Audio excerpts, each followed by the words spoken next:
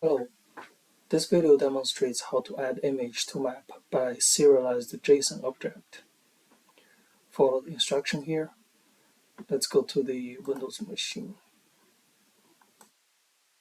So in the previous demonstration, which is add image to map by asset ID, I just saved a JSON file, serialized JSON file. So if you look at this, it just contains the information about the asset. It's an image, and then this is the asset ID. But if you apply more filters, the filters and the other map functions or reducers will display here. So it's very convenient to store it for future processing. So let's go to the here, add image by serialized objects. Then you can select it. This one.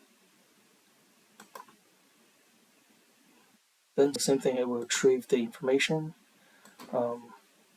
Just apply the same here. Okay, so I'm going to skip the color palette. So let's run it now.